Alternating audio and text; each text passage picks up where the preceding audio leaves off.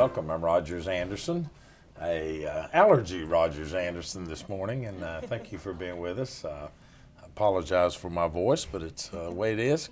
Welcome to our show today as we go around Williamson County. We have both Patty and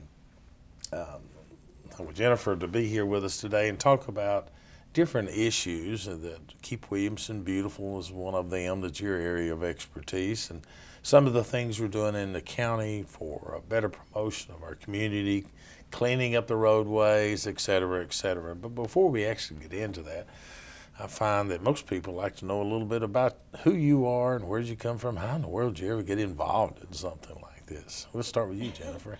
Yeah, I actually I grew up here. I went to Edmondson Elementary and Brentwood Middle and Brentwood High School, and was involved as a student in the program that we have at the schools.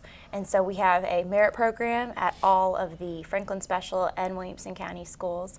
And Pam Trollinger, who is still at Edmondson Elementary, was there when I was there, and is really I think an inspirational figure for Edmondson Elementary. She's a huge asset to Williamson County schools, as well as Doug Anderson, who is the AP Environmental Science teacher at Brentwood High School and was my teacher back in my junior year of high school, and obviously it must have had an effect on me.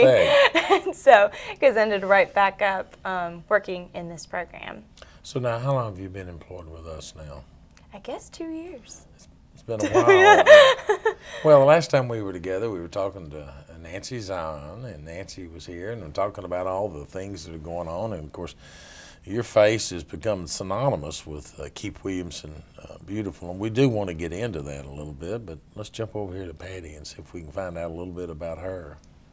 Well, I have been with the health department for a little over 2 years as a health educator.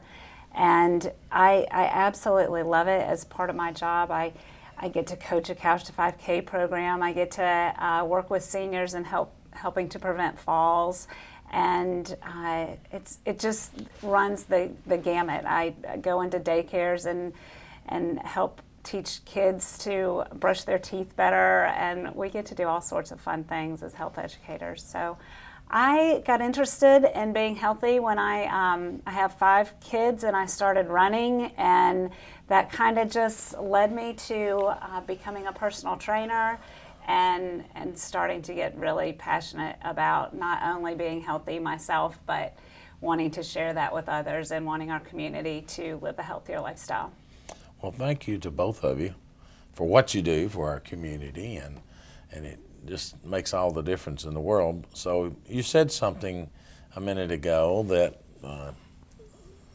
one of our employees is very involved in your couch, what'd you call it, Couch to 5? Couch to 5K, yes. We are training for the Willpower 5K. We started on February the 4th, and actually we have several employees, county employees. I had over 200 people sign up to participate in the Couch to 5K, and we have groups of teachers training at different schools, and then at Pinkerton Park we meet twice a week and we train as a group, and we have a really good time. A lot of our people are walkers, which is phenomenal, and we have people who are doing some walking and some running, and all levels of fitness are welcome, and it's just been great. But yes, we've had some pretty exciting successes with employees.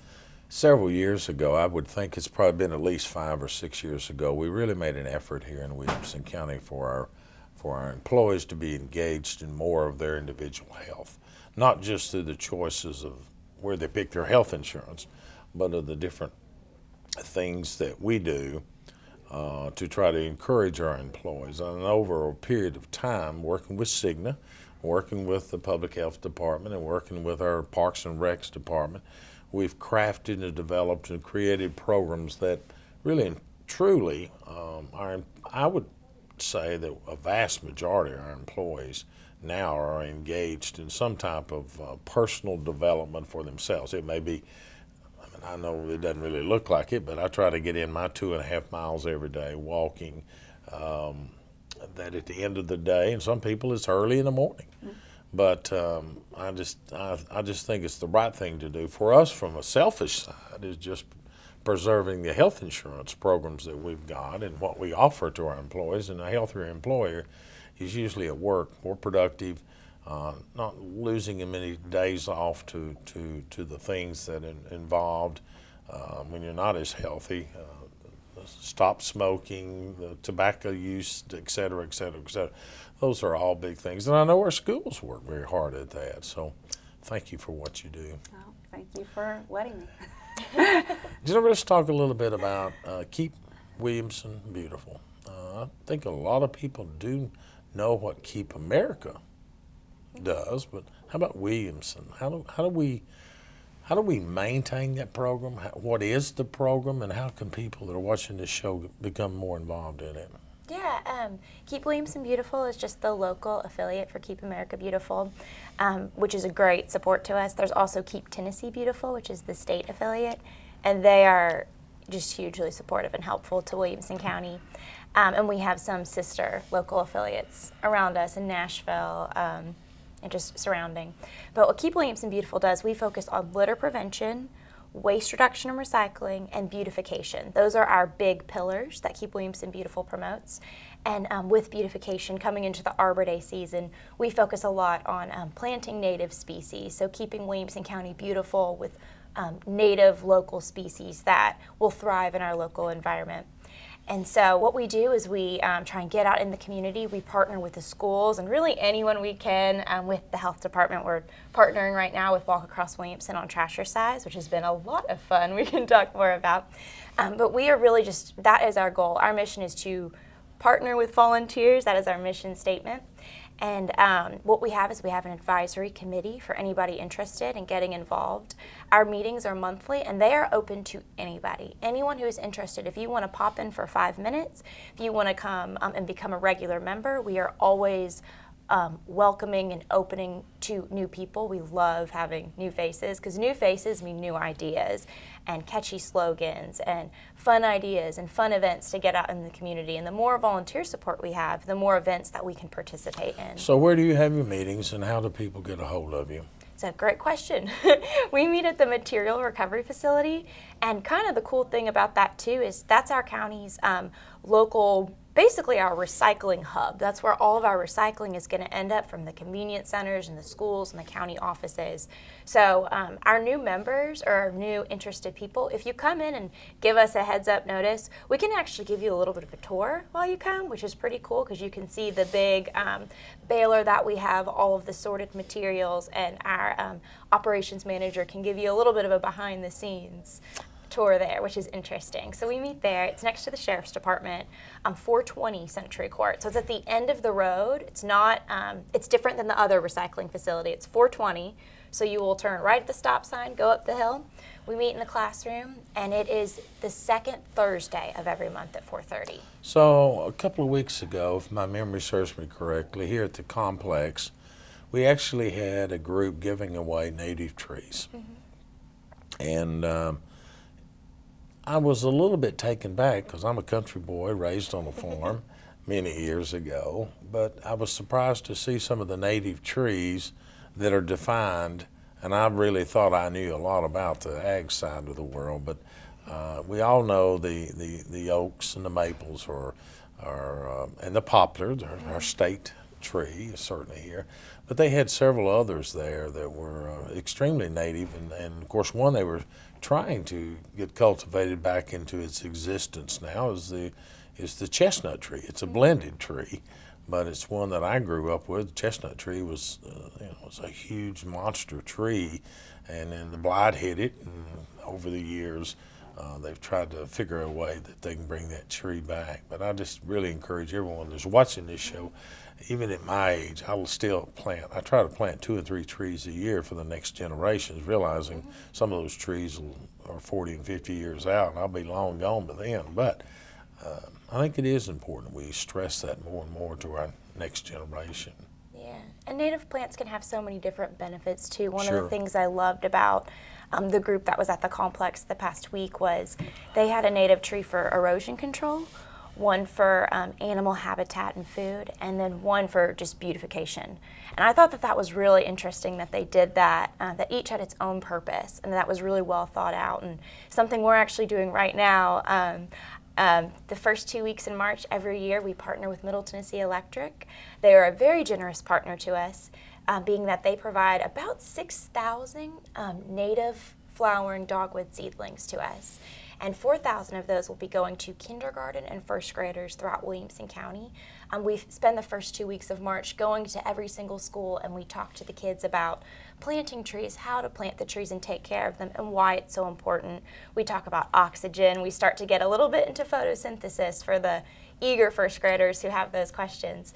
But we do send every single child home with a tree and an information packet for the parents in hopes that more people in Williamson County will plant these trees, and we can continue to work that more into the curriculum. And that's also a huge partnership with Williamson County Schools, and in particular, Sarah White, the science curriculum specialist. She's so supportive and really incredibly helpful to us to help get into the schools. Shouts out, Middle Tennessee Electric's been a strong partner of ours for years in that program.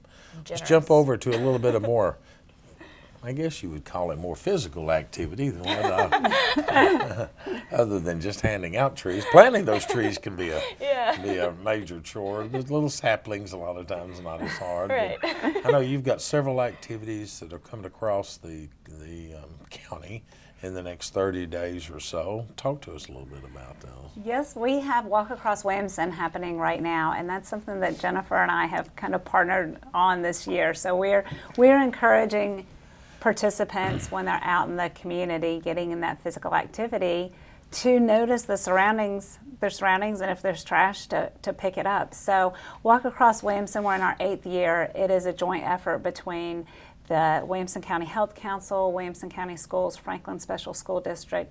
Our endeavor is to have our entire community to become more physically active. So it's called Walk Across Williamson because we encourage 60 minutes of physical activity every day during the month of March, which would be equivalent to walking the 90 miles across Williamson County. So we have a big celebration coming up on April the 9th, and this year we're going to have celebrations in our 5 cities. We're going to be at the Longview Recreation Department in Spring Hill. We're going to be in Fairview at the Rec Department. We're going to be at Nolensville Elementary, the Brentwood Library, and Pinkerton Park. And this celebration is April the 9th from 9 to 10. And so each celebration is going to have a fitness demonstration, a 1-mile walk led by that city's mayor, who is also going to MC the event, and prize giveaways. And we've got some great prizes for adults and for children. Every year we give away bicycles and helmets and scooters and iPods for the kids, and the adults can win race entries, which I think is a great prize for an event that encourages physical activity. But we also have the Rec Department has donated a family pass for 1 month, a premier family pass, so that'll include like the classes. So we're going to give away one of those at each of the celebrations, and also the county has provided a Fitbit to be given away. So we've got some great prizes for doing something that we all should be doing anyway. Jennifer, recently I've been hearing more and more about the sedentary of our children in today's world as compared to your generation or my generation. That for the first time in a long time, they're really saying that obesity at the children's level is almost an epidemic proportion now. That that in some cases, this may be the first generation that doesn't live longer than their current parents. And I know that our public health, which is not just public health, it's individual health. It's individual accountability to your family, to your 5 children, to my children, my grandchildren, to ensure that they are engaged actively in some form of physical activity. I know as a boy growing up, there wasn't anything just 30 minutes or 60 minutes working outside or doing outside activities. You really wanted to get out from underneath mom's skirt as quick as you could, because the longer you stayed around the house, guess what? She found Chores. She found chores for you to do.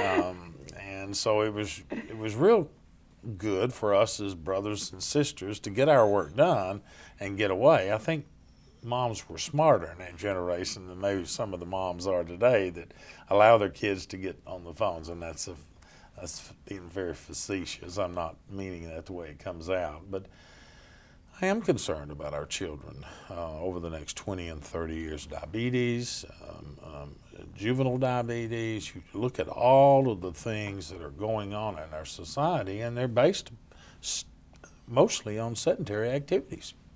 Absolutely.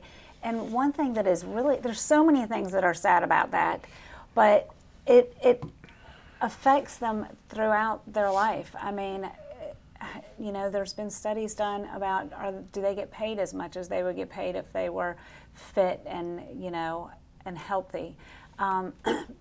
People who have like juvenile diabetes, it can really limit them in and even their college experience and moving forward through life. So there are a lot of things that I feel like we don't address enough as far as the consequences of these health issues. It not only costs the individual, but it costs our country an enormous amount of money. So yeah, kids are supposed to be physically active for 60 minutes a day, but you're right. I mean, I know when I had little kids, if they were, you know, wild in the house, I would make them go outside and run laps, and I would stand in the kitchen and watch them, and they would get out the energy and they'd be laughing and having a great time, you know, before they could come back inside. And normally they'd stay out longer, of course. So I do think that we need to be aware, and we really need to, as a community, be encouraging that activity. I know I get really happy when I'm on the trails or at Pinkerton Park seeing families out being active together, and we are so fortunate in Williamson County that there are so many parks, there's so many trail systems, the soccer fields are full on Saturdays. I mean, we are very, very fortunate. Well, I think a lot of that, what you're talking about is extremely important, that government provides some of those areas, that we're a conduit for some of those areas, but it all falls back to the mom and the dad. And I know we're all busy. We all live a very quick-paced, what I call it, fast food concept. Drive to the first window, place your order, and go to the second window and get it and go. And sometimes our life is that way, but I'm a strong believer that children, this next generation, we as parents and grandparents are going to have to work harder and more diligently to keep them engaged because of so many of the other things that are enticing to them. It's not anything wrong with the cell phones and the activities and the games they play, but that just doesn't push their body limits very much. It's their thumbs. It's their thumbs. And it does work on their mind, I agree with that, but we've got to have that blend of both. And there are just some of us that are going to grow up being bigger than others. That's fine. And that's fine, but you can be healthy and still be big. Absolutely, absolutely. I mean, we aren't all a certain size, and nor should we be. But if you are out there and you are being active and you are making good, healthy choices, what size you wear really isn't going to have as much of a health outcome as your behaviors do. So we've got an activity that you want to talk about a little bit more and get down into the details about walking along the roads and picking up trash? We do. It is called Trashercise. Trashercise. And it's just kind of a fun thing. It is good for the community. It's good for your health and your body. And you can make it fun. And we proved that by partnering together for a video that WCTV was kind enough to come and film for us.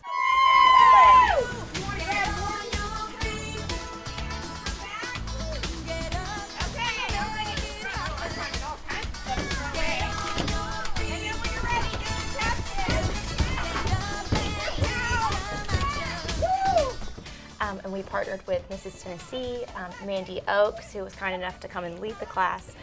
Did it in the pouring rain, so you can still get out there and do it in the pouring rain and have a lot of fun.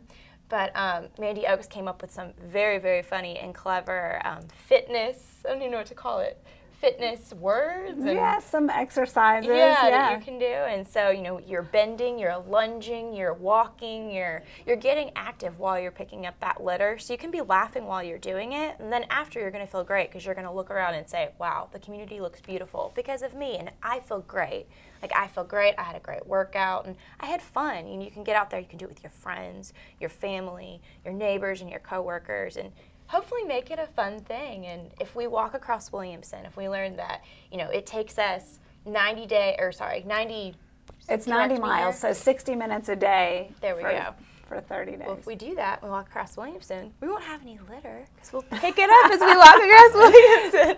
So that would be awesome. It is interesting. I guess I've had more phone calls this year about the trash along the roadways than I can remember in many, many years, maybe a decade or more.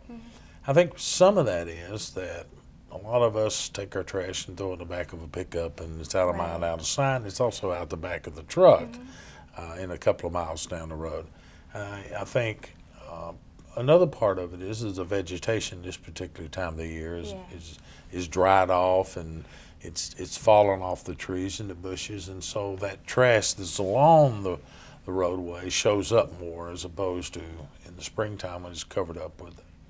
But the fact of the matter of it is there are some of our roads that are extremely cluttered with litter and trash, and trash falls off our trucks, falls off our vehicles that are required to have tarps on them now. And I know we've asked the sheriff to pick the tempo up and start fining people for those types of activities. But I do encourage groups that are able to do it, individuals, groups, church groups, Boy Scouts, Girl Scouts, it doesn't matter. Organize a group, coordinate it through you, coordinate it through whatever organization you can. It's interesting, 2 or 3 weeks ago, I had a 2-star general come in my office. He's retired here to be closer to his children. He's from the Arizona area. And this is exactly what he did in his community to get involved for the older generation. So he came to see me and asked me what I thought about it. I thought it was great, and I'd participate. And he would like to organize a group of seniors that would get out on these roads, because he sees the same thing that you see and I see, that our roadways they're kind of bad right now. And we can only send so many of the prisoners out under certain conditions to pick up that trash, but all of us can't pick up the trash. Exactly. And for Keep Williamson Beautiful, we're volunteer-based. And so we need that volunteer support. The more people we have helping and the more people we have spreading the word. I love that you mentioned the TARP laws. And another observation that we've made is storm-related. It's amazing after a storm how much more litter we'll see. And I think sometimes we forget to secure our trash cans and secure things that are holding litter. And so if we can just be friendly, kind neighbors and remind our neighbors, hey, I noticed your lid's not closed all the way and we're expecting a storm. Let me help you with that. And if we can do it in a kind way and help reach out to our community and just all engage with each other, I think we can see a big difference if every single person engages. And we can make such a more bigger impact if we're doing it for our health too. And so if more people are getting out there, I love the idea of having different age groups going out and cleaning up, because we can all have fun doing this, like at any age and at any size, like you were saying. It's good for all of us. And actually the gentleman you talked about was at our meeting last night. He was really sweet, so I just thought I'd throw that in there. Well, I think there's room for all of us to participate in our community to make it a better place to live and work. And I think back in fact, just this week, I had a company contact me about doing away with plastic water bottles that we all buy at our local grocery store. We buy them with a case, keep them in a refrigerator, in our garage. We walk in and out, and when we're exercising or working in our yard, we feel like we've got to have one of those waters in our pocket or laying by as we're digging in the dirt. Well, they're promoting a new concept that do away with so many water bottles and put in these individual tanks that would eliminate some of this plastic containers. Now, I'm not foolish enough to think that you could get everyone to buy into that, but more and more people are drinking out of metal containers as opposed to styrofoam or trying to find a substitute for the water bottles. I'm not trying to put any of these companies down, but there is another alternative, because at the end of the day, out at the landfill, if we don't recycle them, and we recycle 50% of, if we're that good at it, the rest of it winds up in our landfill, which is increased cost, which is, the lifespan of plastic is a good 49 to, I believe it's 49 years, and double. Over 1,000. Yeah, it's over 1,000 Yeah. years that little plastic container will be there forever and ever and ever, at least 5 generations that you drank here in 2016. So we've got to come up with better ways. Now, I know that plastic is the product of choice for everything we drink today, whether it's the soft drinks, which you would argue against, and I understand that, but our milk, our juices, more and more products are engaged in that plastic bottle that has to be disposed of, and there's just got to be some other alternatives. I'm hoping that one of our students in Williamson County will come up with an alternative someday, that next generation will say, well, let's go back to the glass. I know it's more costly. I know it's a little bit more dangerous. It doesn't have the flexibility. The glass is truly 100% recyclable. Infinitely. And can be used over and over and over. We've just got 2 or 3 more minutes left on the show, and I didn't mean to hog all the time from you ladies, because you're the experts at it. I'm supposed to be kind of directing this conversation, but I did want to say thank you for what you're doing.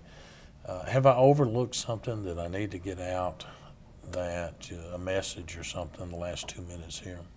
I don't think so. I think we all, I think the whole discussion, is a really positive one, and I think we can all be really good examples out there, picking up the trash and being active, and one person sees it and decides to do it too. So. Yeah, and enjoy the little things while you do it. As silly as that is, we were talking about, your kids going and running circles outside and enjoying it. So as silly as it sounds, making it fun. Like, go outside and trash your size and enjoy it. Just look outside and be like, living in Williamson County is pretty good. And just have fun. I mean, we can do that. No, there's no question. There's no question living in Williamson County can be very profitable for our community and our businesses, but it can be for our individuals too, because we're continually growing. Our schools are expanding. Our public health department is trying to figure out how to handle all of the different things that occur, and we must continue, though, to remember some of the social things that got us to where we are, and taking care of ourselves, but to be more so taking care of our children and our grandchildren. So. Thank you for being with us. Thanks for what you do with public health and trying to get all of us a little healthier, and for your hard work, helping us stay healthy as you do your daily activities throughout Williamson County. I'm Roger Sanderson. I've enjoyed talking to the ladies today. Hope to see you around, and remember, pick up that trash.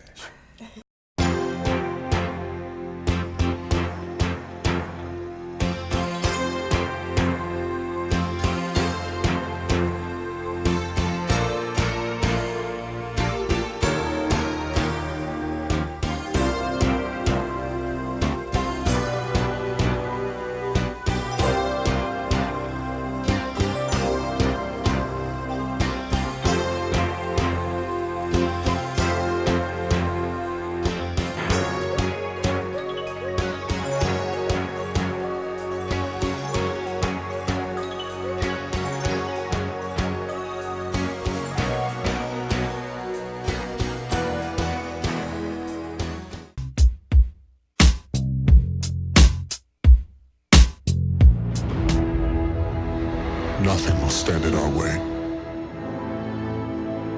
I will finish what you started.